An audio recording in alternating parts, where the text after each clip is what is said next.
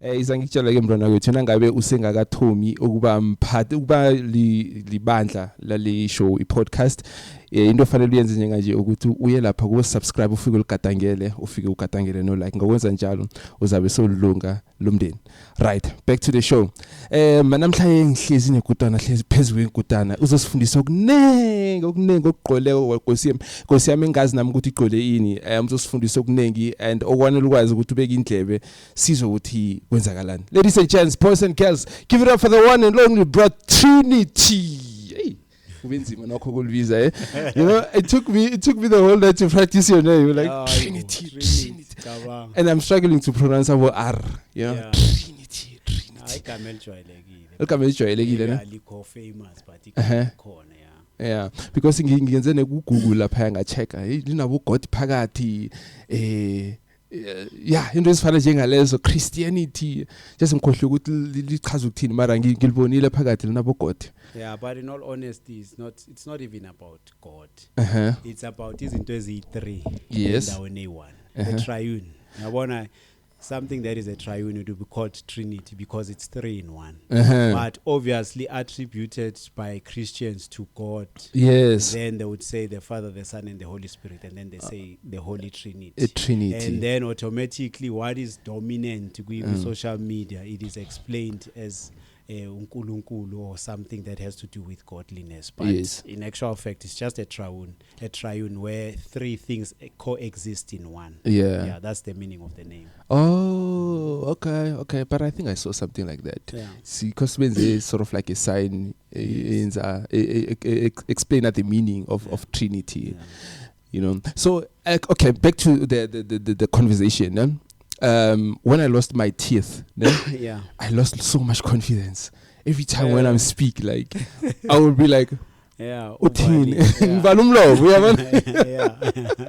So when you lost yours and when you lost your fingers, how was your confidence? How did it affect you mentally and psychologically? Okay, I wouldn't want to lie and say it didn't affect me. Yeah, Mangiluza izinyo. It was at a young age, very young age. But you know how it is. At a young age, they will laugh at you maybe for that time, and then you get used to that. You understand? Once I got accustomed to being laughed at, I owned up to it. But when it comes to the fingers, I didn't even have time to actually be ashamed of the thing, the disability. No, because here is the thing. I went into hospital on the 12th of March. That was 2010. Yeah. And then I got out of hospital on the 5th. Still bandaged. I went and committed crimes, I think on the 26th up until the 6th of April. Yeah. Then I got arrested and then incarcerated. Yeah. Now, obviously, in prison, you meet a whole lot of people who are disabled, especially who have been journeying, the same path that I've been traveling on, the 1-year crime. So obviously, I wouldn't want to measure my disability using other people's disability, but I owned up to this because I knew why it happened. So for me, it wasn't really mental strength in so it wasn't really something it's a catastrophe in a sense, because I just thought to myself, why don't you teach the other hand, to do what this one you previously did? Okwamanje ngikwazi ukubhala ngale, ngikwazi ukubhala ngale, ngikwazi ukubamba ngale, ngikwazi ukubamba ngale. So I think you're not disabled, Mr. Yeah, I'm not. I'm not. It's more like it's not even a disadvantage. It's more like something a blessing, in a sense, because I wasn't able to write with using my left hand. This is my hand. This being is sevens. So it says to me, you actually added on instead of you cutting. You understand something. Oh, that's beautiful. So this cutting of the tips of the fingers actually allowed this disabled hand to be able to do things. So for me now, it was a blessing in disguise. And I see you forget the buff and shine, eh? Buff and shine. Plus ngipatala price. Was mangifika ngiyanegotiate ake manje mina 6 wasubali. So ngivele ngiye mawuthi when charge 8 nika 40. I mean, where would you put other, so just taking care of ukazi ngisebenza ngegawulo mfethu. Okay. Ngiyabheka amakheke and then I sell at the taxi rank. Obviously, when you're serving people So you need to be clean. You need to be clean. That's the first thing. Yeah. If you check my social media, like I like posting on Facebook and TikTok. Yeah. Where I sell at a taxi rank. Yeah. And if you check, I when saw I'm that. selling, Yeah. I change outfit. I look clean. My table looks presentable because I'm serving people there. So I wouldn't have want to dine on a table that doesn't please me. So why would I have somebody eat from somewhere where we go filthy and dirty? I mean, you can tell who wouldn't buy your bakery stuff if you are you're clean. Everyone will buy from you because you're clean, first of all. Unless, if you are of course, dirty, they don't eat the food I sell. Oh yeah, unless. So ukhulele kuphi vele vele? Okay, mina born and bred in Alexandra. That's where I grew up. Yeah. That's where I was shaped. That's where my character was molded and built into whatever that I am. But obviously, growing up, you go lane, given the fact that I didn't grow up in a family oriented setup. You find your father is there, the mother is there, the granny is there. So it was a how do I put this? A discombobulated setup. Where you find there's a granny, there's a mother, but the mother is not there. You know that there's somebody who is a mother, but you don't know whether you see them, but you don't even know it's your mother. You understand? It's a money setup. So it was a crazy setup altogether where I grew up. So sometimes I would be with my aunt. Sometimes I would be with another aunt. Sometimes I would be with my umamncane. It's also an aunt in English. So you would be there and there. But try and then I have to go and stay with another aunt. So awuna background yasemakhaya, KZN, what Mpumalanga, whatever. Background, I just know background from history, and then visited once. Was told we come from Nambite. Went to see the place. The people who are living there, they no longer, get along with the others that are here. This is where my grandmother, not my great grandfather. That's where he actually stayed. And then there's also Harrismith. People moved from some part of the family. They moved from Harrismith, and then they moved from Ladysmith to Harrismith, and then built a home there. So we have that, and I also have a background, in Newcastle, from my. I think it's from my mother's side. Like my biological mother's side. So it's. So what's the claim right now? No. I've never slaughtered a cow. I've slaughtered a goat and a chicken. But I've never slaughtered a cow. But it was back then when you would go with people, abayenza lezo zinto, gubo, friends, and everything like that. Because I've never done it at home. A chicken, obviously everybody chicken, but nowadays I wouldn't even slaughter I don't know. I wouldn't even kill a fly. I've been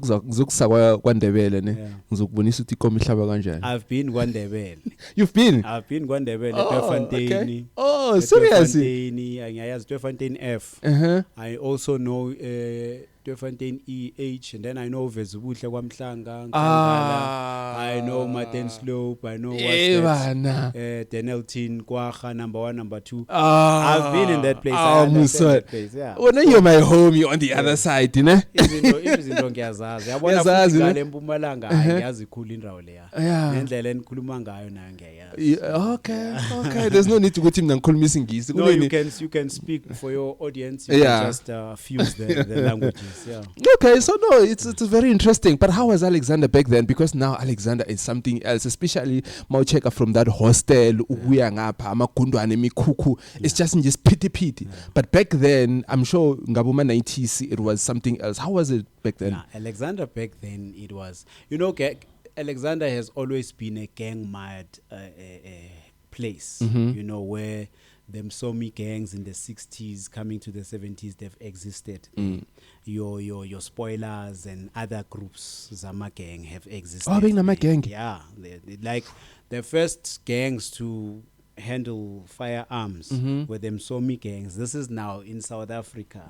Unless maybe my history was molested, I don't understand it better. But the way I understand I know that in Alex, this is where gangs started.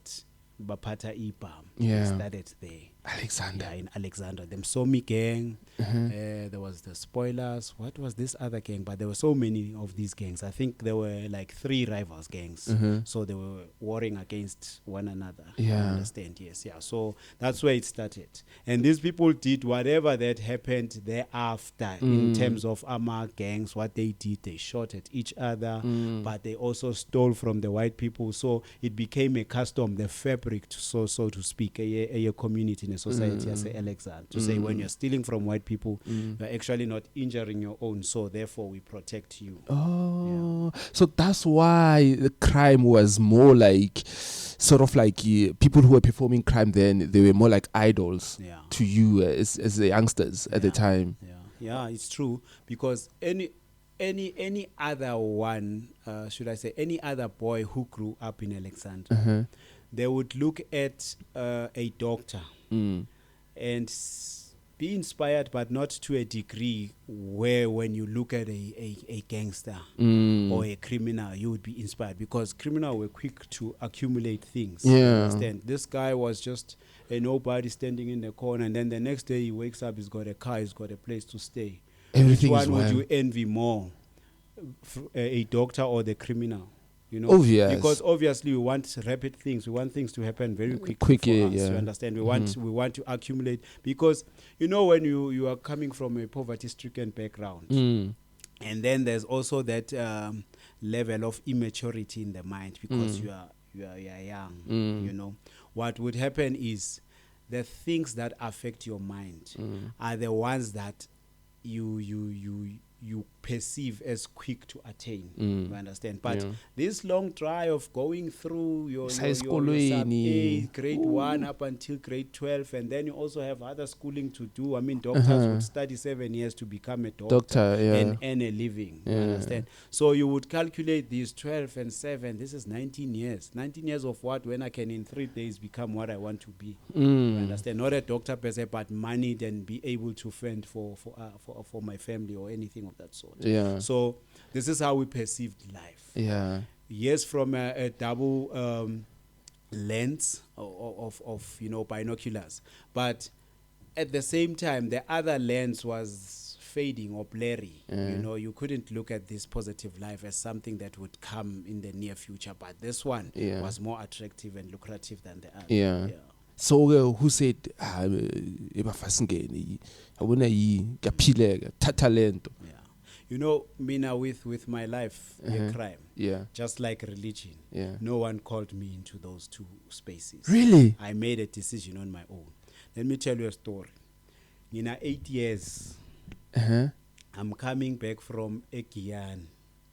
Now, Mangbuye Ekian in 6 years. And going to Kian was not just something that I wanted to do.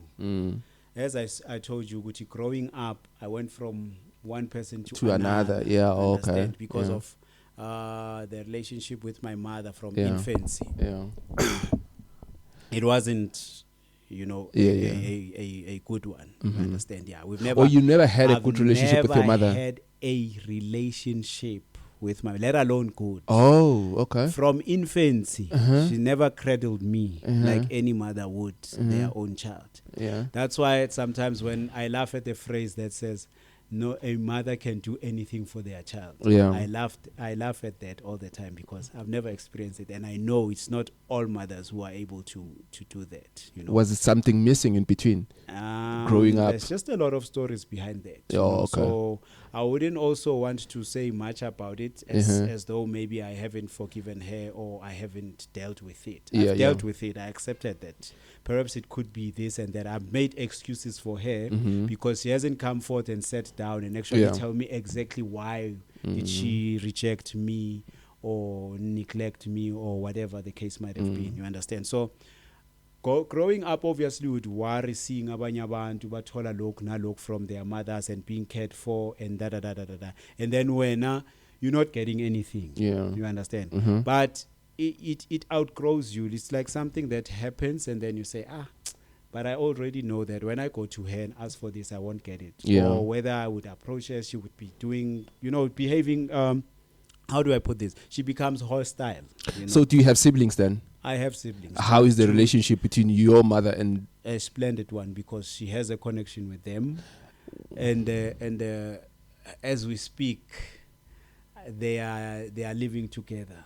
Oh, And I'm not living with them. Yeah, but it's another story. Oh, another okay, day, you okay, understand? okay, yeah. So, yeah, man, I just can't remember what the question. Yeah, was. you were still telling me about. Yes, about the Guyana thing. Yes. Now, 8 years, I make a decision that I'll do crime. 8 At years. 8 years. 8 years. Let me tell you how it happened. My grandmother, having brought me back from Guyana, because her little sister, whom I had thought she was my mother, because I grew up in Orange Grove where she used to be employed. Okay. So I grew up there maybe since 2 years of age, and then up until 6 years of age. Yeah. So the first language I spoke was English. Okay. So I didn't speak Zulu because I'm Zulu, but I've never spoken that language first. Yeah. The first language I spoke was English. Was English, okay. Now from English to Sitsonga. Uh, So I go to Guyana, I speak Sitsonga. Imagine that transition. You know, it's crazy. Then I come back, I have to speak Zulu, like Alexander, and all other languages that comes with Alex. Pedi, Sotho, Tswana, you know, the mixed masala concoction in Alex. Yes. So I found myself having to transition from one thing to another in short spaces. I think also it was a blessing in disguise because I understood languages very quickly. At a young age, I was already speaking about, say, 9 languages. Oh, wow. I understand. Okay. Maybe Afrikaans was a bit difficult at the time, but as I grew up, I also adapted with Afrikaans. I understand that, yes, because me being sentenced to 62 years, it wasn't the first time I got sentenced. Yeah. I understand. Okay. So now I'm coming from this Guyana. And then in Alexander, a few months with my grandmother and her child, whom I thought is my brother, because at that time I thought my grandmother was my mother. Yeah. I understand. So I thought I was the last born. This one was the second last born. So now I'm going to be treated with, courtesy and all of that. Yeah. So I thought, okay, last born, saying figile kai. But what happens is that when I get there, I could see the difference in terms of when they are doing things for him and for me. They wouldn't do the exact same things, but my grandmother tried, just to not let me see what was actually happening. You understand? So my mother didn't care, never bought an underwear for me or maybe an earbud or whatever cheap thing you can think of. She never bought that, let alone something to eat. She never bought anything. She never cared whether I eat or I don't. Understand? So my grandmother was the one who was coerced somehow to actually care about this grandchild of hers. So in my thoughts and in my callow mind as a young man, I'm thinking this is my mother.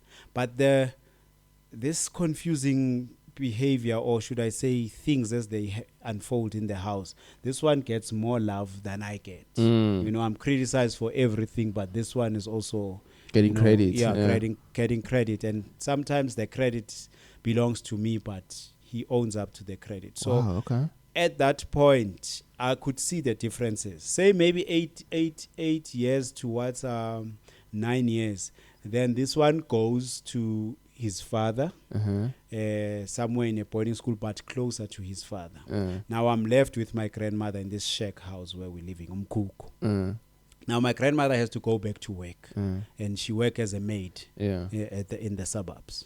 So now I have to walk like 10 miles, or not 10 miles, but 10 kilometers from Alex to Lombardy East just to go and fetch something to eat. Sure. I have to walk. I understand. I cross a bridge. I cross. It wasn't built as it is now, congested and cluttered with a lot of buildings where you don't even see the distance. You understand when you walk, because when you walk in a place where it's vacant and maybe it's a veld or a forest or whatever, you see the distance. But when there's buildings, at least you can go, via or through the other places and then get to where you are going quicker, maybe using shortcuts. But back then, I would have to, for a meal for a day, I would have to walk and go there. And then Mangyalapa, ngiyothola marines awasemakhishini. Okay. You understand? Yeah. Leftovers from white people, and then bring this dry bread. We would call them amakromol. Okay. They actually dry the bread, and then to preserve it. Or like a toast. That kind of thing. But Okay. it's more like they make it wet with water. I don't know how they do those things, but I'm assuming they would wet it and then put it in the sun to dry. Oh. And then when it's dry, it doesn't spoil quicker. It stays for longer. Oh. Then you find every type of bread, every type of bun or roll or anything in that concoction. Yeah. So you are going there to fetch a plastic of those, and then you are coming back with leftovers, maybe a loaf of bread, maybe a tin stuff, and then these would last maybe 3 days. Okay, so now you make a decision. Your life is hectic. You are a kid. You have to zula. Then now you make a decision. Now I'm in. Yeah. I'm going to make crime. I'm going to do crime. Yeah, and it starts very small. It started with stealing chocolate. Yeah. At some point, I got arrested for that chocolate, and then I'm locked in a cage for 14 hours. Sure. And then they let go of me. I think it was 23:53. It's cut. I'm just not sure, but it was before 12 at night. Then I have to walk from sundown in Sentin to Alex, walking at night. Then when I get to my Mkuku where I stay, because I ended up living alone in that Mkuku. Because By the time I'm going towards 9. you a understand? 9-year-old living alone. Yeah, I'm living alone. I'm living by myself. My grandmother has just put a word out to the people. You know, most Alexander is a communal setup. Just to say, sis so and so, can you also watch over this side? And obviously, those people are not going to parent me. They're just going to watch whether I'm there or not. And they're only watching for the wrong things that I do. I'm bringing people there. We're smoking weed. We're doing this and we're doing that. Those are the things they're watching over. And they're not going to reprimand me, but they're going to wait for my grandmother to come so that they tell on me. You understand? These were just spies. And there was nothing that they were doing. Yeah. So obviously I had to evade them somehow, try and trick them into understanding. But, as adults, you wouldn't trick them. Yeah. So, ngikhula naleyo leve ngiyantshontsha bayangibamba ngihlala 14 hours kule cage bayangikhipha. I go back, I find my friends in my my Mkuku had now become a den of thieves, so to speak. So I find them there, they celebrate me. Plus ngibuye naleya chocolate bengiboshelwe yona. Yeah. So we're eating the chocolate. Tomorrow we're going again. Chocolate. Now we steal chocolates. There's these little games. I think you call them Game Boys. Oh, I think I used to own one. Maybe you owned the bigger one. But there was the smaller one. Yeah, the one that was black and white, like simply just that screen, green screen, what's that, gray screen, and those black things that moved object. If it's a racing car, it just looked black dots. And then there was that sound where you can tell you're driving a racing car and all of that. You understand? So we'd steal those. Now we're stealing these at these outlets. These are big outlets like your Dion back then. Something like Game Shop or perhaps Pick and Pay and stuff. Then we would steal from those and then bring these in the township. Now if you can sell at least 3 or 4 of those, you'll be able to buy yourself an All-Star. You'll be able to buy yourself a shirt, school shirt. Because mine was ravaged on the collar. You understand? Each time I get a shirt, it's either somebody has given it to me or that uncle of mine whom I thought back then is my brother to me. He has obviously handed over something old to me. You understand? And he wore a bigger size than I am. So each time I had pants from him, I had to somehow adjust those pants and make them to fit me. Obviously, you know how they wouldn't look nicer. No, even when I'm dressed in those, I would try to iron them straight, but they would look otherwise. Even the pockets would look like their eyes and something like that. And then people would be laughing at me. But when you go through crucibles, the key is in the endurance. Whether you are able to endure people laughing at you or criticizing you or whatever, you understand? So I would endure. So I didn't know at the time that I was growing thick skin and learning lessons that would actually equip me for a tougher life ahead. You understand? Then this thing grows. It goes to now sesithathela abantwana beingam lamabhayisikili. Mm-hmm. And then we enter into a garage, because garages back then, they would be open the entire day Yeah. unless the car comes in and they shut Yeah. the door. Yeah. You understand? So we'd go into these garages, find toolbox, find whatever. Sometimes you come pushing a lawnmower from the suburbs to the township. Yeah. And some idiot in the township will actually buy that lawnmower. Seriously. And then, you know, at times we would blame criminals, Yeah. people who are perpetrators of crime. Yeah. But there are also perpetuators. Mm-hmm. You understand? Yeah. Yeah. I Because do. Say if I'm going to steal something and then I'm bringing it a gas, Because yeah, and there's no one to buy, wouldn't I stop?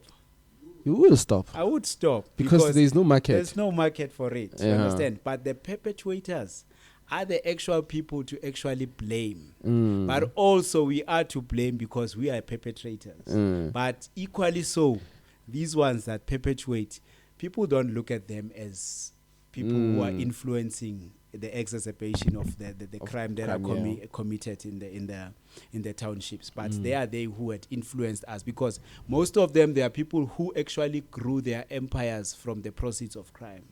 Therefore, you know, we would look up to them. I want to be like Upra John or Upra P or Upra Banban. You understand? Yeah. And then Upra Banban has cars. Upra Banban abantwana bakhe bangena isikole sabapini. And then you would like to think, this is actually the route I want to take. You know, I'll also end up buying stolen property from other people or my peers. Yeah. You understand? Because Upra John has left other people still doing crime, but he's buying from them, and he used to roll with them back in the day. Yeah. You understand? So, and he would accumulate wealth. He would buy a house at Masabapsini. He would own a store, a butchery. You know, these smaller nyana business that we own in the township. In the township, you know, yes. these people prospered actually doing these crimes. So, sithengisela labantu, and then lento iyakhula, lo muntu says to you, you're bringing a bicycle, you're bringing a Game Boy, you bring a video, what's that thing, PlayStation, or a video recorder at the time, you know, or a smaller nyana TV. This person says to you, I actually want a watch, and then he tells you about the watch you don't know, you don't even know the name of. And then you think, me going to steal, I won't actually be able to get the watch because the watch is in the safe. And each time I open wardrobes or whatever, perhaps pictures on the wall, and then behind the pictures there's a safe, I don't know how to get through the safe because I need the combination from the owner. Then it says to me, I actually need to rob and not steal. Now the theft and stealing thing, now it must come to an end. Now I must start robbing. You understand? Yeah. At age 13, I get my first gun. I pick it up. Because remember, there were those... pick it up, where? There were those wars, I'll tell you. Okay. There were those wars between Inkatha and the NC and the township people. Remember when Inkatha invaded the townships? It was rife in Togoza. It was rife in Spruit. It also was rife in Alexander. The hostel you were speaking of. That part was actually... invaded by those people. They never actually got to eat gahle. They actually took people out by force and using killing and all other things that marginalized other people, and they occupied the space. Understand? So those people were at war with the township people. I don't know how it happened, but in a passage, Alexander now is full of amapilain, amadablap. It was full of that. Now, when you went into this passage, you could went into a passage, a First Avenue, up until 22nd Avenue, which was the last street at the time. So you could go from First to 22, not using the streets and the roads that would take you there, you know, but you'd use these corners, these passages. And then, so we're walking in this passage, and I was alone at the time, walking in this passage, and then here's a revolver sitting there. A 38 special. In a long nose. In a bullet I4. Then I pick it up. I pick it up at the time. This uncle of mine, whom I had assumed is my brother, he was back from boarding school. We were also doing things together growing up. Breaking into houses and doing this and this. Oh, now you stole it, man. He was. Obviously, you grow up in Alexander in my era. You were not inspired by so many things, you know. Instead, you were inspired by crime more than any other thing. Then I pick up this gun, and then I carry the gun, and then I take it to the house, and then I show him. Hey, my guy, we've got this. And then he says, hey, let's go and hide it. We hide it behind the mukuku. Now I'm not using it for crime because I'm still skeptical about using it, and also scared as well that somebody somebody older might try and disarm the gun from me. You understand?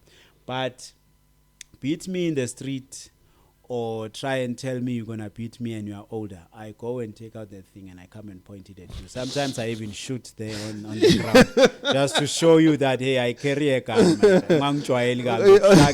You understand?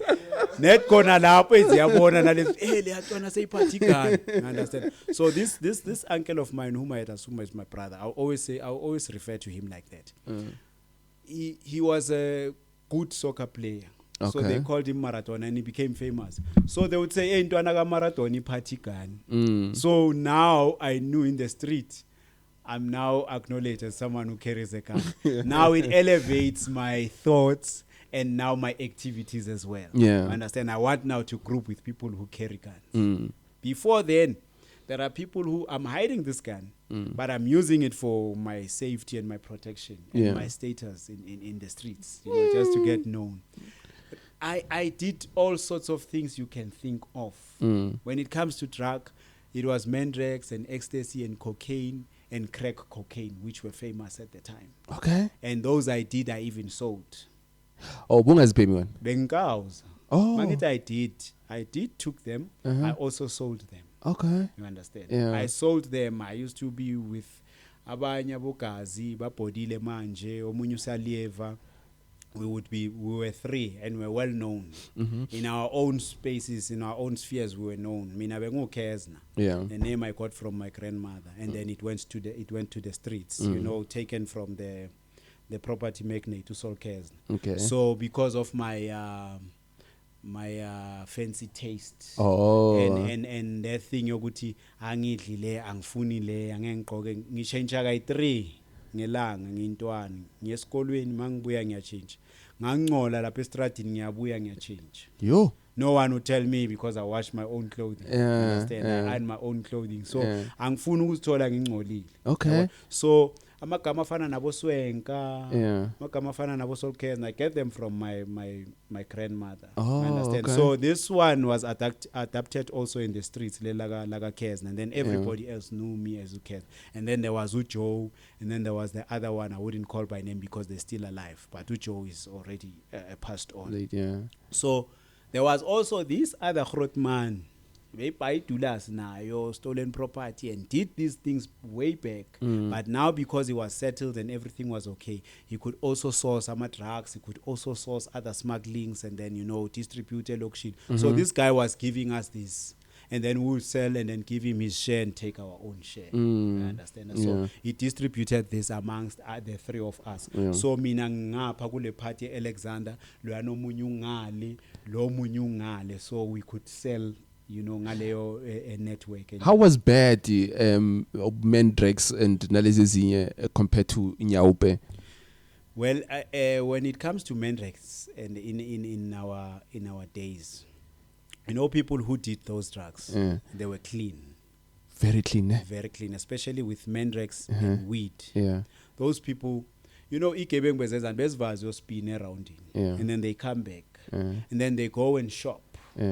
Like for clothing, stylish clothing, Italian clothing. Understand? Ama Rosmola, ama Cavella, ama Pala, ama Pala. Oh, and we not before. Yeah, these things they were once. Rosmola was once worth 360 rand. Oh. Cavella was once I think it calling 400. It calling 430. 430. Yeah, 430. And 430 by then it was a lot. By then it was a lot, but not for us. Yeah. You could have 7,000 at the time when 50 rand was like the size of a Bible paper. Understand? You could have 4,000 or 7,000 rands in your pockets, and you are young and immature. Now, when you enter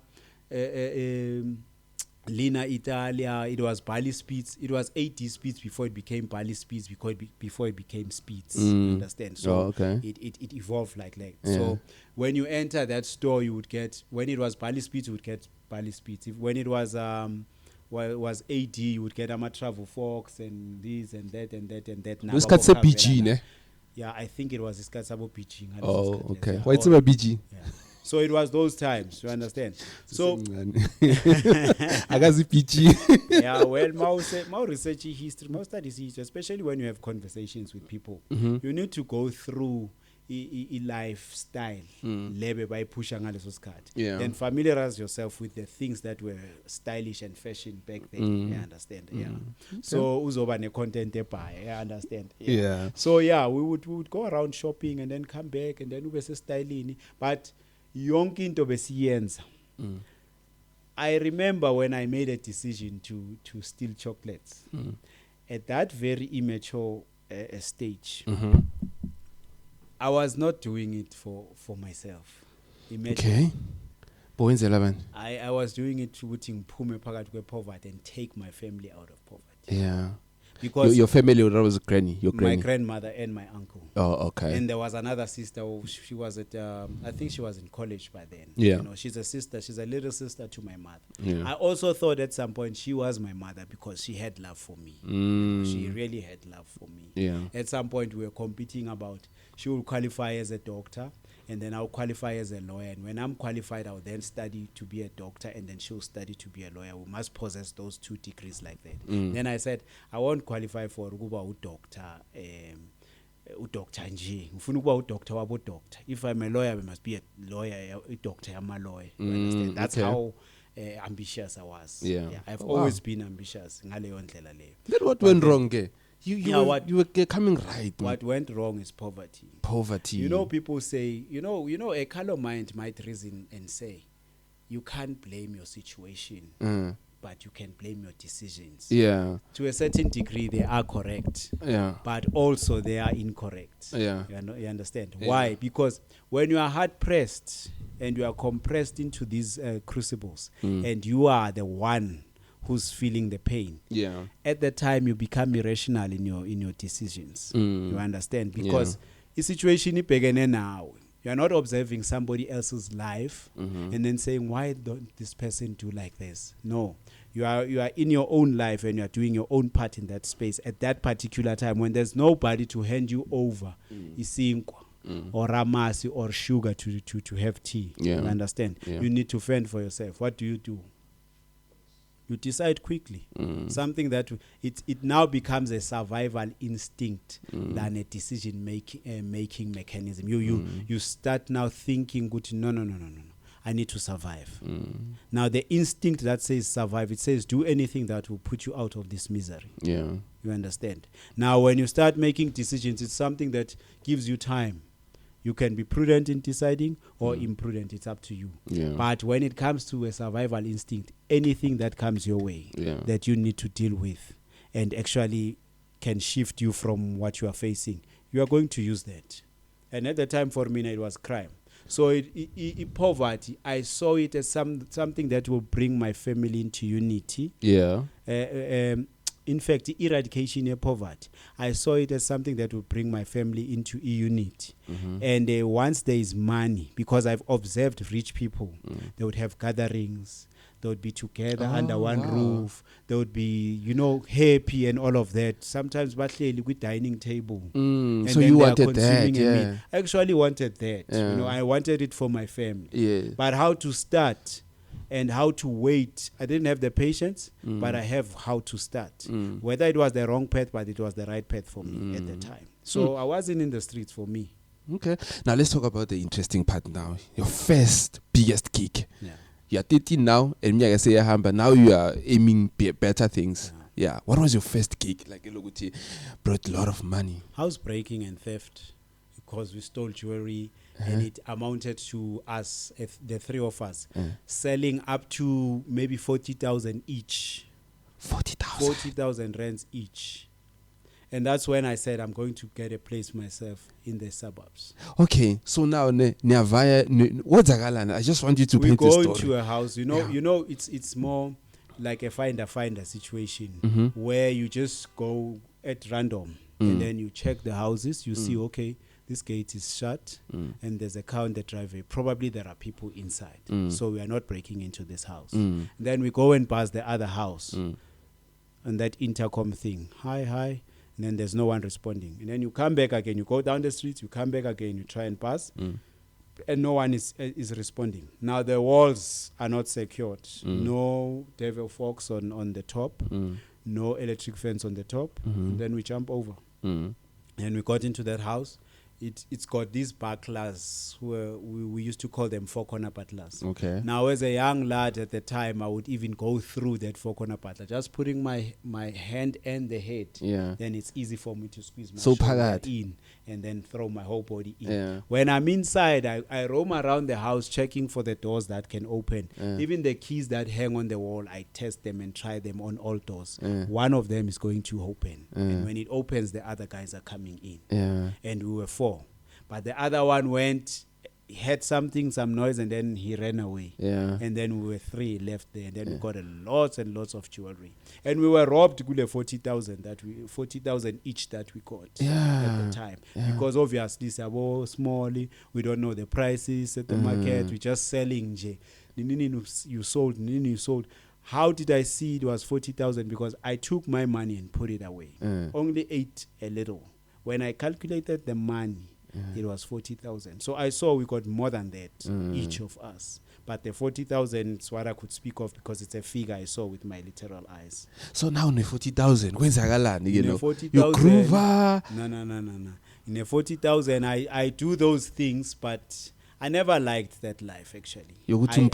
Yeah, like I was scared to spend money in front of people because somehow I felt people will question or try to rob me. You understand? So I was someone who never loved flashing, but I loved looking good because it had portrayed me as someone who is okay. You know, remember my goal. Just say Alexander, not necessarily because I couldn't even dance.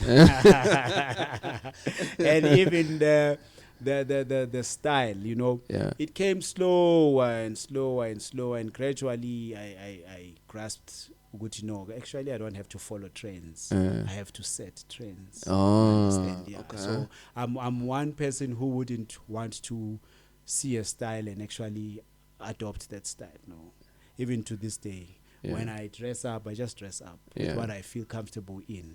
And then I'll get, those compliments and stuff. So here am I with 40,000 rands. And I'm thinking, why am I staying in the Mkuku? The Mkuku is now equipped. It's got a sofa. It's got a video, VHS, playing cassette. It's got TV, a 74 centimeter. Something, the Mkuku is nice. I even got a rug and a table, a coffee table there. You understand? The Mkuku is nice. It's decorated nicely. When you are on the outside, it's a Mkuku, but when you get inside, it's not a Mkuku. I was taught doing things, so cleaner, gardening, and plumbing, and these other things. I was taught those at an early age. So I knew how to look after a place where I live in. So the Mkuku was very clean, to a point where you wouldn't find dishes lying around, unwashed and everything like that. But we stand like from your young age. I was taught, and it was I was more like indoctrinated by my grandmother to say, if you are filthy, if you are filthy, there will come a time when you get sick and people must come into your house and they find a pig style. You understand? Or maybe you are dead or you fall, maybe you faint. In the street. And then you go to hospital, they have to strip you off and then they find your jockey is dirty. You understand? Your undergarment is not nice. And then these things, somehow they always stayed in my head to say, hey, I have to keep clean all the time. All the time. So I loved keeping clean from then and until to this day. Understand? Yeah. So I got this and then I'm thinking, eating your cholinda we brimble. But this place has to remain secret. Even unto my friends. I must keep it secret. It's a place where I would be here, but I also go to that place to sleep. Understand? So it took time for me to be able to rent the place. I had to get somebody from Laijarti, Oigrotman, Ojonchayo, of which he started me in this game, Yok Joncha, but not in a sense that he taught me. No, I already knew, but to actually do this as theft, he's the one who put me through windows, balethele key window bavule thathe lokho sikuthathayo bangihayele lokho abangihayela kona. Then me figuring out ukuthi la bangijwayela labo, yabona, I started doing it on my own. alone. Yeah. One man. Awukutshontsha ngi1 bekuyinto elula kabi. And we keep saying ukuthi you can't plan inkunzi fanele yenzeke no. How do you plan robbery? But angisho sinasokubona kuma movie like uthola baphethe imap bathi wena uzokuza la wena uzoma la omunye uzovela ngetrans omunye ungu IT uzovula ini omunye specialize ngani yabona all those kind of things, and then when they group together it becomes one massive group elokuthi can do things happen. Okay, planning does happen. Yeah. But I want to dispute. I always dispute this because inkunzi ngibambile mina angiza umuntu engitshela. Yeah. Yabo inkunzi ngibambile le yokuthatha imali yokungena ama-bank casino ngibambile. And when you talk about planning, planning le yasema movie it's far from what we did. Yeah. You understand? There's a point where I narrate when where I say you can't really plan. Yeah. Because here is the thing. Ngiyaplana ukuthi mangifika la ngizothola ugazi ahleli kulela sofa wena uhleli kule sofa kunomunye ugazi enikhuluma naye la. I-equipment yeni ime kanje. Kanti nina you've decided to set everything on this side of the wall. And when we get there, what are we going to do? Because the plan is no longer there. You bring another plan. I understand that with inkunzi it's about being initiative. Yeah. It's about being what's that word? Proactive as well. But there's this you improvise. That's what I wanted to say. You are inkunzi is about improvisation, nothing else. Ma ufike inkunzi ungena. What the finger man or the guy nibabizan, these ones that the inside people that gives you the information. The information. Oh, okay. What they've told you when you get there, it's not like that. The only thing we want from the finger person is that we want the amount or the money. Where is the money in the place? If you tell me no, the money is there in that corner, that's fine. When I get there, you tell me there's a security at the door. You understand? The planning is there, but that planning is not as professional as it would appear in the movies. Understand? That's why when we tell our stories as South Africans, we imitate the Jesuit theater, Hollywood. You know, we imitate that. And why do people imitate that? Because they think it's the professional thing. And professionalism applies only when you are acting. Not when you are planning. You understand? Yeah. I can teach you about professionalism in a workspace. Yeah. But if not applied, what does it become? Nothing. You understand? No, but when you execute what your tasks, that's when you apply professionalism. It might be that you don't apply anything I taught you, but the principles governing professionalism is what you apply. Okay, let's talk about the bank one. What kwenzakala in the bank? Well, a bank uyangena. Bank at the time when you went into a bank, we knew the tellers had 250,000 divided. Or each and every teller has 250,000. No. Divided amongst them. Say it's 4 tellers. We know 250,000 has been taken out in the morning from the vault into the tellers till or whatever you call them, cash registers. Okay, you understand? So we would know, Guti. If we come early in the morning, that 250,000, we might find it maybe around 280, 200, maybe 20 has already been taken out. You understand? So what we would do, we would come in, this is back then. Say umnyango akakabi yilo manje. You know now they've mastered these robotic doors where one person can enter and then another come in. But back then it would be a sliding door. And then we would come in as a group. Whether 3 of us would come in at the same time. And as we come in, Lo Siamaz has got a panic button, and it's obvious. It appears like this. You know, this cloth of mine. So you would know it hangs like that. Okay, this security guard, they hang their panic buttons. These ones, they put it in the pocket. So you know, once he has his hand in the pocket, he's actually grabbing the panic button. Anything that seeks to disturb him, he press that. And then also, the tellers underneath, they've got that panic button. And it hits into the security or the police, depending on their deal with the bank, with their security, how they have actually planned that. Now what happened would be, kule particular bank, siyangena. Masingena, my accused has a hammer. He hammer 5 pounds. In fact, £4 Yeah. because you can hide that. You understand? So when he goes in Kala. When this security says A, because that thing detects metal. You understand? Yeah. When this security says A, he would be thinking maybe it's a chesper, a belt chesper, or something else that is clicking. But he would want to stop. The minute he says A, he's no longer focusing on the panic button. Then the one that is tasked with handling the security is pulling that thing, and then is holding him, and then is showing him the gun. Whether he draws it or he shows it from his waist to say, hey, siyasebenza la. And once this happens very quickly. Once this happened, we are already there. That guy is hitting with this 4-pound hammer on that window. And then the other one runs to the door that gets you through the tellers to check if it's locked. And normally we would find it unlocked because people in the bank, there are 2 legs. And on that particular day, it was opened. And when we ran there, we were already on the teller side. And everyone was opening. Now, luckily, there was a bag outside the vault. There was a bag sitting outside. I think they had taken it out earlier. A client was coming to pick it up. Then we took that bag as well. Smallanyana bag, but with lots of money. We got out and emptied all the cash tellers money. Then we got out. And then that's how we robbed. That was my first robbery a bank. Yeah. You understand? Then we got out. I won't name the bank. The bank, obviously. But I will whisper in my ears. No? Well, I would whisper, but yeah, that was the first bank robbery that then happened. Vele, like you got away with it, like yeah, we got out Ikara. Don't hear people saying the car, or in the movies where you see the car is on the corner. The car stands by the door, like literally by the door. When we enter, the only person who can tell us take your car or move your car away from the door is the security guard. Now, if we've dealt with that, who else would tell us to shift our car by the door? No one. When we come out, we don't come out and look confused and then we're going in any other direction. We enter into a car and the driver hits the car. Sure.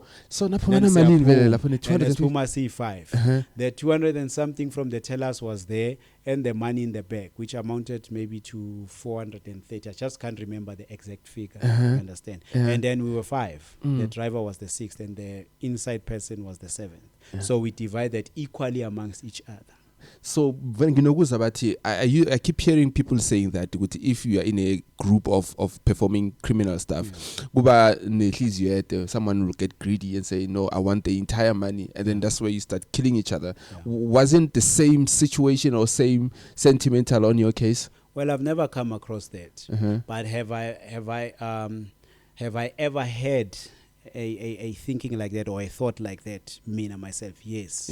You know, where I would think, okay, the next time I go with this one, because he likes hiding money, I'll shoot him in the head and take everything. But I've never was presented with such an opportunity. But so that's a mind that's common amongst criminals. But it doesn't happen often. But with us now mingling with nationalities, you know, your Zimbabweans, the people whom we do things with, and other nationalities who come, and then we mingle, and then we do things together. Then it became phenomena that amaZimbabwean ayabulala, hayi lamazulu lawo mawuhamba nawo umZimbabwe ayakubulala, mawuyikauthi yasekasi abakuthandisisi kahle bathi clever what you understand that kind of thing. So that mentality is there, but it never really gets executed all the time. But you know, sometimes it happens, especially when it comes to house robberies. In house robberies, it's very easy to do such. You know why?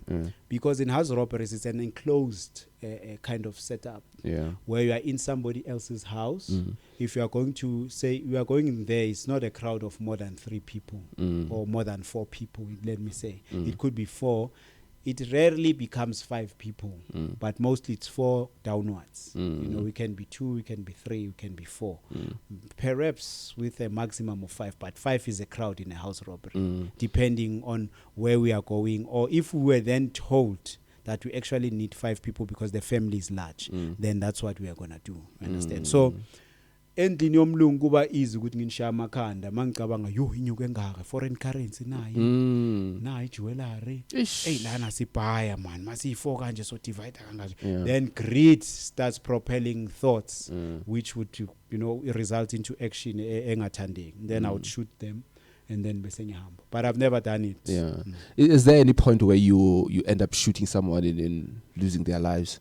Yeah, there is a point where you shoot. Yeah. But with me, since I've robbed, I've only scared people. Was there a shootout with the police? Yes, it happened a lot. Yeah. Was there people lost? Yes, people died. Yeah. But from my side, I'm a criminal in most cases. Oh, where I've been. okay. But I've never really shot somebody to kill them when I go to rob. Yeah. You know, I just scare you. You know, shooting somebody in the leg, no, I've never done that. Yeah. You know, because sometimes izinto ziyenzeka kwesinye isikhathi thola ukuthi mistake ethile, but deliberately so I don't remember shooting somebody and then they died. Yeah. It could be that there were casualties, you know, in many ways. You know, you would be in a shootout with police, and you're shooting at random because you don't come from a shooting range. You don't know how to aim. You understand? You just shoot at random.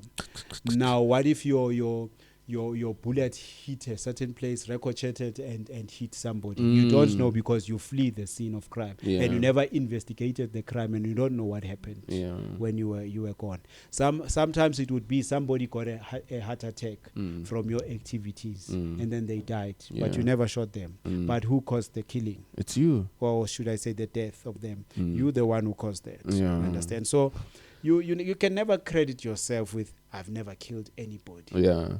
You must be naive in your thinking, you know, and also slow in thinking, or maybe color-minded, or maybe pompous about what you did, and trying to promote a crime and you know, brandish it as something ekuthi kuyenza. We need to admit guilt, mase abantu kuzo zonke izinto as affecta abantu when we are performing these activities, because the abuse is there. Death is there because some people bayafa with the heart attack. Yeah. Omunye I crossfire. Omunye, as I say, bullet ya ricocheted, it can hit this and go there and hit somebody in the head, and they die immediately. And when you flee the scene of crime, not knowing what impacts or the magnitude of that you have actually caused. You understand that? So sometimes kuba ile nto ukuthi you can never say angaze ngabulala umuntu. You can just say because you've never deliberately done it. You understand? But people have been dying kuma crimes abantu benga intendanga ukubabulala. But like looking at that situation and looking at your understanding and experience of house robbery, what do you think of the Senzo Miyo's thing? The house robbery. Do you think it was a house robbery? No. I've always said Guleya case. I think I spoke to this other guy on another podcast. I told him from the onset to say, this is a concoction, a fabricated case being brought to our courts. And then how do you execute justice as a presiding officer in a court where they bring a matter concocted before you? How do you then exercise justice? You can't, because this thing it's just a mingling of error and truth. And then you can't really figure it out. You understand? You must be, I don't know, you must be a master to figure it out. Hence, you've seen Bachincha, I'm a judge. Oh. You know, this is the second judge to handle the matter. Yeah, the second one, Now, the people who were in the house are not telling the truth. They are not telling the truth. But my point of view, because I'm a free-spirited being, and I also exercise the freedom of speech, and without even being faced by anything. My thinking, my theory, is that it's got to do with Ulong, where it's got to do with Chigo covering up for his son. Let me tell you why I think like that. Okay. Chigo in the 80s has been big. You understand? He has been big, really big, musically and politically. You know, he was the one who released the We Miss You Manelo, even though he wasn't saying Manelo, he was speaking about Mandela. You know, where are you? You know, those were the songs which were camouflaged into disco or dance or entertainment, when in actual fact they were activist songs that would inspire a spirit yokuba comrade. You know, when Letambuli after we received this fake freedom came with Not Yet Uhuru, she was actually speaking towards what things are happening. We think we've gained freedom when in actual fact we haven't. We haven't, Because abantu basahlala emkhukhwini, abantu basalamba, abantu you know, these are songs bezisetshenziswa to also remonstrate against the government previous. So now you think of Chico. Chico has been rich ever since then. He has been a music producer since then. And then you want to tell me a case that involves Chico, as big as he is. Chico is big. As big as he is. And the many friends he's had in the movement, ANC. You want to say the comrades bangamlahleli izandla at this hour when his child has fumbled. Angeke bamlahleli izandla. But they might exercise ama measures wokuzama to discombobulate the case, allowing it to be more confused, so that it actually doesn't reach a point where we have a clear verdict. You understand? Wow. Let me also put something attached to that. Yeah. Cyril exercises a right. Cyril Ramaphosa exercises a right. That is a right for everyone who is citizen in any country. When you are in a country, uba a free man. A free man is somebody who is not a straw man. A straw man. So explain yonke lento. A straw man is somebody oyenziwe. It's you, the original you as a free man. Yes. Now you exist as a straw man. But if free man yako becomes suppressed by this image, a straw man, abayenzayo a certificate, abayenzayo ngezinye izinto ezamaphepha. That's got to do with you being an entity or a commodity that we can also use for leverage, masboleki imali to other countries. That's why you get a birth and a death certificate. Because once less bambiso sifile, it must be registered that hey, the other party leverage is dead. So you must umkhiphe incwadini akasese ipart and parcel yesibambiso. You understand? Okay. So a free man then becomes someone who enjoys the rights fully as a country yakhe. Because as a free man in your country, you are not supposed to be tried for crimes. They're actually supposed to speak to you and see what you can pay for committing that crime. Sure. This is a right that applies now on earth to only two people. Yeah. The Pope. Yeah. Previously the Queen, but now the King of England. Yeah. Because these are the two oldest monarchs in the world. And people I know, they don't take Catholic as a monarch, but it's still a monarch. It's still emperorism. So not all animals are equal. Not all animals are equal. Now, if you work for these two powers, whether you are in another country, you can be an agent. Powers now. They protect you at all costs. Maran, I'm confused though. Yeah. In that case, why then Chico took his son to the police station after he stole his equipment? Was it part of the PR stand or whatever? I was trying to shift the thing. What was going on there? I knew that question was coming. Okay. I actually knew that would be a follow-up question, because here's the thing, my brother.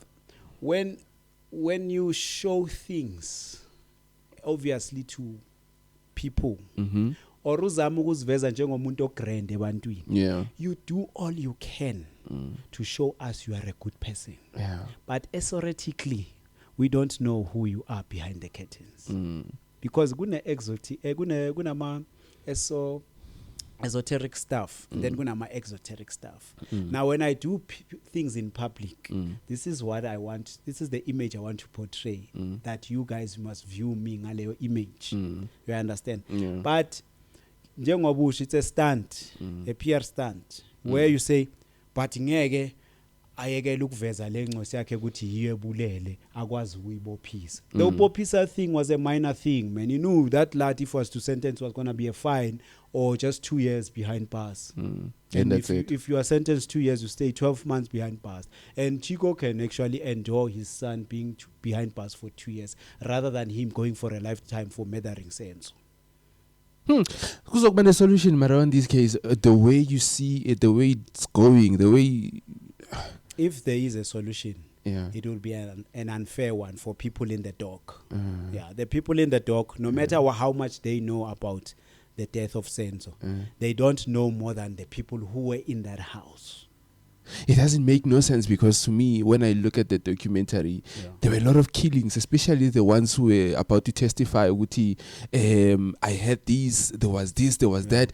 Why were there killings if they were just amateurs who were trying to rob people inside the house? Lately, we saw Mgomezulu mysteriously coughing, mysteriously catching this and that, and then diagnosed with that, and then within a few weeks of his diagnosis he's dead, and then they say his history because mafias baslim, they look at your history, see how we take this one out of the game. Seemingly he's coming with becoming a trouble, a pest, you understand, a pain in the ass. How do we then deal with this one? Because now ngathi ufuna ukuveza uhlazo lwethu. Yabona, if we kill him ngo hitman, it will be pretty obvious that he was hit. But now, if you're gonna use something that is there in his history or health history, then we can easily eradicate him without people being suspicious. He was actually eradicated by people who are actually related to this. Uba no access to Mgomezulu's health files. People who are in power, they can access anything. Me speaking like this, there could be somebody who would want to follow and say, who is this guy? Who does he think he is? You understand? And then trace back, come a step swam and find maybe something of which maybe you are going to disadvantage and then come and follow me. But all I'm saying is that no matter what happens with that case, the verdict is going to be unfair. Unless part of the people labe bakhona when the killing happened are sentenced, that's when we are going to see amaqiniso. If you would take say Ukeli Khumalo for instance, don't put her on the witness stand before you charge her of the crime. Charge her of the crime and charge Uzandile and charge Tumelo and charge everyone who was in that house, no Longwe, especially Longwe. You understand? Charge them all and get people above exercise justice in all its fairness. Don't get who's this advocate that recently wrote a book now where he's an intelligent guy though, you know. I wouldn't he's an intelligent guy though. I don't want to umbrage him with undermining him and his education, but mina intelligence for me is something else. No, it's not therefore. Dalimpofu. No, Dalimpofu is not even intelligent. Okay. But popular. He's popular because, you know, he has been representing the politicians. He was actually, if you want to know how he elevated, look at the people who made him to become what he is. He's the EFF. He might have been known for Mandela, we need this and that, but in terms of law, when he was representing Ama cases where EFF, that's when he became popular and very popular. He might have been known, but him becoming very Skakan. This advocate I'm speaking about. The guy is intelligent. But in my books, the measure of intelligence, okay. So for me, he's a little intelligent above abanye abantu, but there are things that he doesn't know. Which if I were to sit down one-on-one with him and actually reason together, he would understand why I'm saying he's at that level, but not at that upper level. Oh, okay. So you were still telling us about him. Yeah. So if you were to put him into this case, perhaps as a lawyer who represents ama accused, you understand, and then remove the crown, the prosecutor that is currently there, Baloyi. You remove him, and then you put one of the NPA guys, and preferably a Boer guy, a Boer guy, you know, African guy. Put one there, and then take out that guy. Who's this advocate? Who's this presiding officer? This judge who was already retired and then he was called. Bambuyisa. You Oh, understand? yes, You yes, don't yes, know what went behind the negotiations to get him there. back, yeah. You know, he's got nothing. Mauke wa retire bakbuyisa. We've got nothing to lose nge reputation because they'd already retired. Retired, yeah. How you are going to judge the case doesn't affect your credentials. Because you are gone already. Because you are already gone. Mm. You understand? You can't bring something like that into a case that is so serious. Mara- So you need people aba true about executing truth as the needle is to the pole. A compass needle is always on the north, that red part. If you can get straight men like that. What about the advocate? Defo. Not that one. Not advocate, man. Detective Mabunda to investigate again. That guy, man. You can tell that guy has got something to do with confusing everything and the concoction of mixing up those merits. The case. You understand? Yeah. Because let me tell you something about policing, especially in the investigating side of things. Yeah. When there is no evidence Yeah. and we want a conviction, Yeah. we create evidence. Yeah. You understand? Yeah. I mean, I'm talking from experience. Okay. And anyone who comes and says they want to dispute that, they can go and dispute it. But I'm talking from experience. Yeah. Where people would build things, concoct identity parade, where they would bring witnesses, they sit there on that couch. Me, now as an accused person, before I enter into the parade room, even if I were to change my clothes, they've already got marks. Yeah. If it's the scar or it's the hand, they've already got that. Witnesses now. And I'm going into that room, and these are the same people who are going to be looking at this parade line, and they're going to be pointing out their perpetrator. But in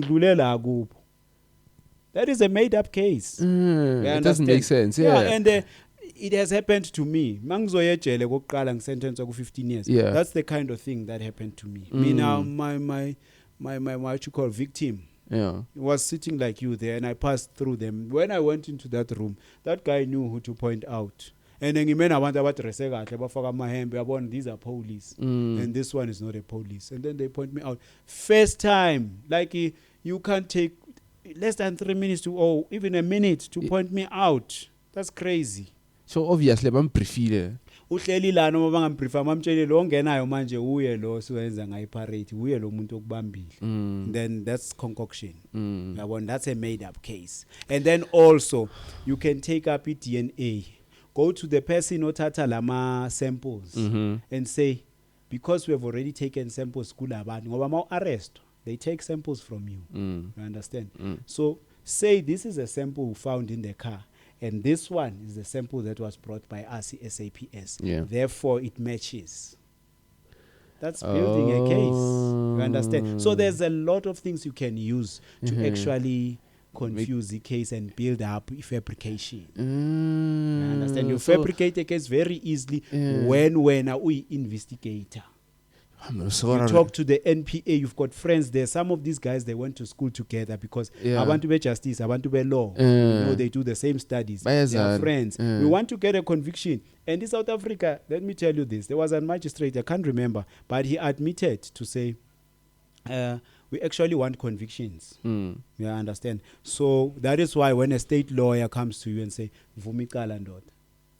they want that thing, stats. They have to see South Africa this year has convicted so much, in 5 years has convicted so much robberies, murders, but bona in exercising justice, the way by exercising a con, they can't get convictions. That I can guarantee. Yeah. Unless someone says, yes, I've done it. Yeah. Those are the only convictions in South Africa can get because the system is poor. The system is very flawed. So azange when was 70 say kata when you were convicted or for the first time or for the second time, maybe to be released, or they just feel dizzy, but they feel dizzy at some point, and then they just say no, cancel this case or whatever. My brother, I mean, I've had my friends. Yeah. Being in now, not my friends per se, but my colleagues at the time. They use those things. I mean, I've always been a Seventh-day Adventist since my first sentence. Ngaba Adventist. Oh, you're an Adventist? Seventh-day Adventist is a Christian movement. Okay. Yes. Yeah. It's a Christian movement. I'm more of a Protestant Uh-huh. than anything else. Okay. I'm what you would want to call a fanatic because I don't go by the dominant narratives. Okay. Yeah, but now when people were saying vaccinate, there's Yeah. COVID, I was saying nay, there's no such. You understand? Yeah. Because of my own reasons. Because you exercise what we call the freedom of conscience. Yeah. You can't dictate with conscience yam. If I'm a religious person, the religious convictions that convict me, no one is allowed to disagree with that. Yeah. Mele given a freedom of conscience, given a freedom of speech, and exercise those rights because they are enshrined in any constitution, unless maybe you have communists that don't want people to exercise free religion. You understand? So Mina, I'm more of a rebel or a Protestant. You can call me that. You understand? Why? I don't succumb to narratives that are dominant. If you tell me ukuthi ngizokwenza le example nge-COVID because it's the most thing engengayibona idiotic that people had listened to. You were told go and vaccinate. You're protecting yourself against a virus. Now this virus bebayipotreya ihlakaniphile. Don't see me laughing. Mawuse restaurant uhleli phansi udla. You could take off your mask and eat. But mawumile usayifakile mask until uyohlala phansi, but you are in one setup restaurant. So for me I wish le virus be busy nalabo bamile. Laba batheli phansi beyingabe nandaba nabo. You understand that kind of thing. Sometimes you're outside the restaurant. You've got your mask on. The minute you enter the restaurant and you order uhlala phansi, you have to take off the mask and eat. So the virus knew you were eating, so it doesn't have to go and spread. And as soon as you stand up, you must put the mask on. Yeah. Understand? Now those who were inoculated, I'm saying inoculated because I view that thing as that substance as poison. Now those who were inoculated, bajovile because there was a scaremongering. You know when you've got the power, your media, you can make people do anything. Yeah, you have the power. When you control the media, the narrative that will dominate on the media is the one that you want to become an outcome. Yeah, what you are purposing. If you are purposing that people must get inoculated, you will say, Giovanni, kunento so. Manje mina my dispute is one. Manga chifta lawa manyama reasoning engqethu kwa articulator manje. My dispute is one. We're in a communal setup ejele. Don't sleep on me, my guy, unless I'm boring you. You understand? Yeah. But mina, my argument is one. Sisejele. This is a confined space where we live a communally. You are born at le range okuyola. Yeah. In between, it's my space. It's a passage. Yeah. Which means your bed I can reach like that. When I cough, everything I spit out of my mouth, it can come there. You understand? Okay. Now someone will come from the clinic, prison clinic, and come back. They say, hey, he's diagnosed with a COVID. So he's coming back to this communal cell. And then he's sitting with us. And then he's sleeping there, he's coughing, and then he's drinking his water, and then he becomes okay. And then if that thing was really something that could spread rapidly like it did in Italy, or in China, or wherever it was portrayed as spreading. Yeah. If it was to kill, it must have eradicated the prison population. Because there were so many who were said to be diagnosed with it, but they came back to the communal setup, we lived together, and were never affected. Oh, we're still in prison in 2020? Yeah. Oh, uphumeleni? Around 2022 late. Oh, Musi is still new. I'm very new, I'm still new, but I don't consider myself like that. One day out here for me, hey, it was something else. Freedom is nice. Freedom is nice. After vele bathi amakhiya avulekile, amasanga avulekile. What did you do? My first experience was the Gautrain. Yeah. Unemali Gautrain? I had to do that, lunch, eat, Santine, Mandela Square. So when I was in jail. Zangu ye Chiki Tigers lapha eKempton Park. No, I never bought. Even when Bengne knew. Yeah. I would go to these whole houses with my friends. Yeah. I was never intrigued in buying Ikuchi. Yeah. Oh, okay. My reasons was I don't find it, exciting in a sense. Yeah, because it's where you are told what to do and you have to do it quickly. Yeah. Now, how does pleasure come from quick thing? A quick thing. Yeah. Understand? Okay. That's another kind of pleasure. I wouldn't want to subject myself to such. There's this funny story that I bumped into when I was checking your videos on the other podcast that you did. Yeah. You were saying that there was a time where you guys did robbery and it was venine. That was a crazy. And I'm thinking, if your life is a movie, they take all your stories and your experiences and put it in a movie. Yeah. What kind of a movie could be? It could be the most. Let me tell you about that. We've got producers in South Africa. People went to school for this thing. But the problem is, once they are with these entities that are controlled, they are told what stories to bring. That's why the fabric of our stories doesn't have genuinity in them or on them, because it's something that we copy from the Jesuit theater, and then we bring it and we mingle it with partly what is South African. And then it doesn't become what's, core. Mina ya actor. Oh, you do? I can act. Even though I did theater. I act. You understand? And I'm very good in it. Trust me. Nice. I'm not acting now, though, as we speak. I'm genuine like that. But when it comes to acting, you don't even need to give me a script. Tell me what do you want so that we dramatize that scene. Then I will do it for you without the music that will bring the drama into it and that ambience that gives it. No, I'll do it for you. But have you thought to take your story to maybe these production houses and pitch it? You think I haven't tried? I had recommendations of my comments wabantu to say this can be into something. Yeah. And I thought of it, Maravele, I can actually, but no one is coming to the fore and saying, my guy, can I take your story and put it out there? Let's produce a movie or something. But there's this guy called Sweet Chili, the Chocolate King guys. But he pitched the show, Night King. Some show makes for like 6 years. Low guys are my pitch, I reject until I approve it, and then the reality show happened. I don't have 6 years. My story is too good to wait that long.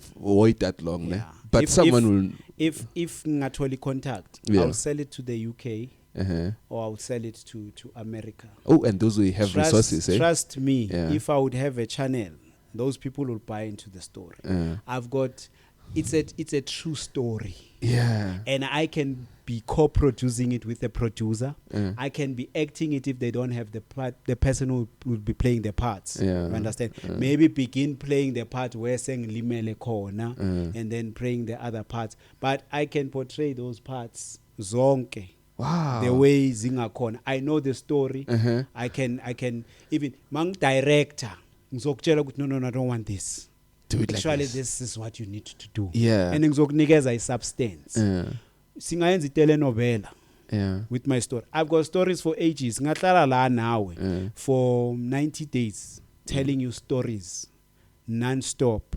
Siphumula masigawula, masi 69, masigidla, masibuya, we tell a story. Again. I can tell you stories for ages. Life Yam is mad with a lot of stories. But have you ever thought maybe if you can take them to books, because television is something else? I wanted to take my story to books, but books are money. Books are money? Books are, for you to publish a book, it's money. I don't want to publish something as swag, because my brother, I'm not being braggadocious here. My story is substance. It's a true story. Not by a true story, it's substance. Whether